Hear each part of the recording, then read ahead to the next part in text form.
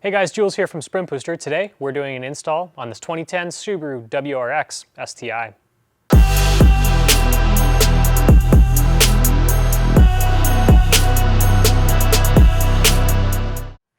Importantly, the owner of this vehicle found the Sprint Booster V3 to be the perfect match for him.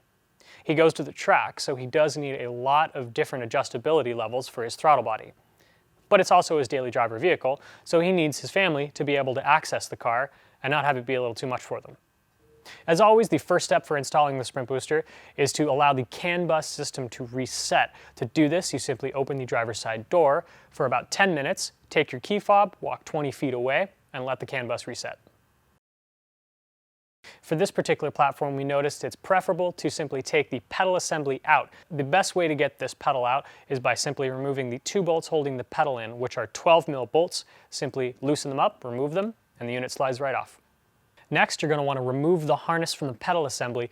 This clip is operated by squeezing it or pressing downwards while you pull the clip off. Now that you've removed the harness, simply install the Sprint Booster itself. Press until it clicks. Next, you'll have to install the Sprint Booster selector switch. After that, you install the harness back into the top of the Sprint Booster. Again, press until it clicks.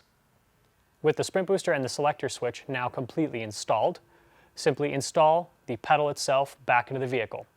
Now this particular STI is fairly modified.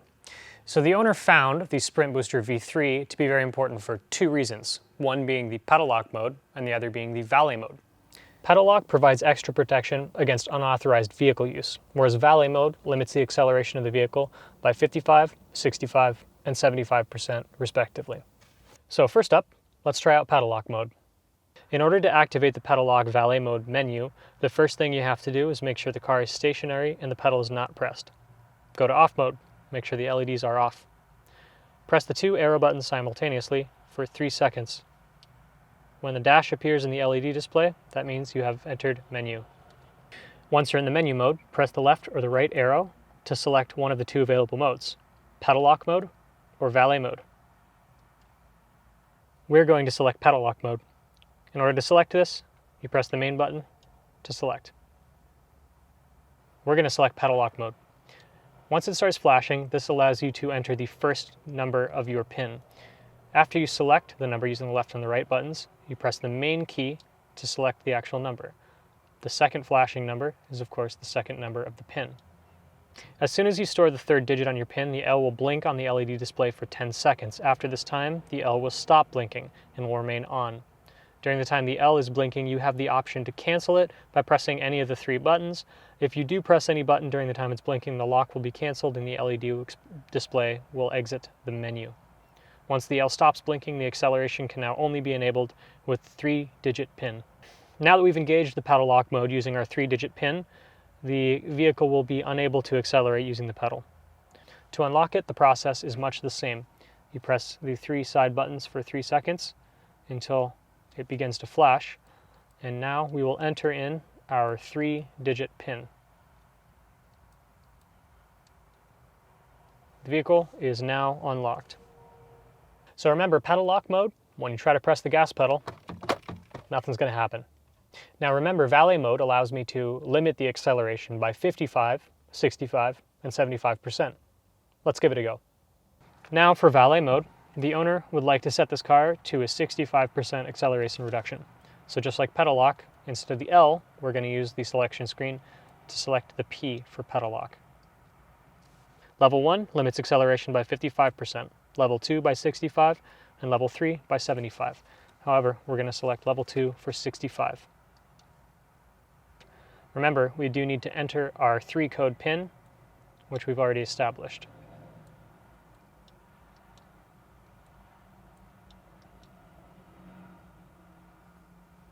As soon as you store the third digit of the PIN, the P will blink once and then will remain on the display.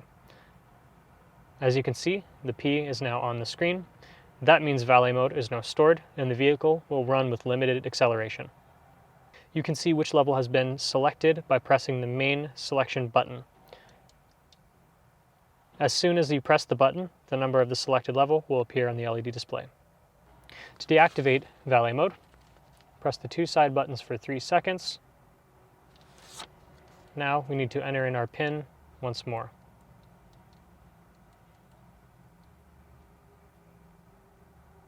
This is now unlocked.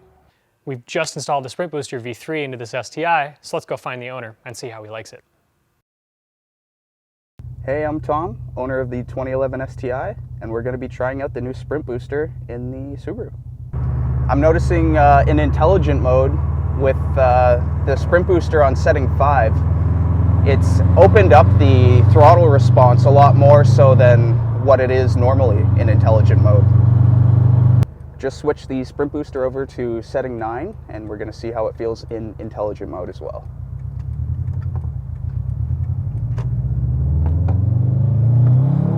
Oh yeah, I never get that kind of throttle response, especially in intelligent mode. That feels like I'm in regular sport.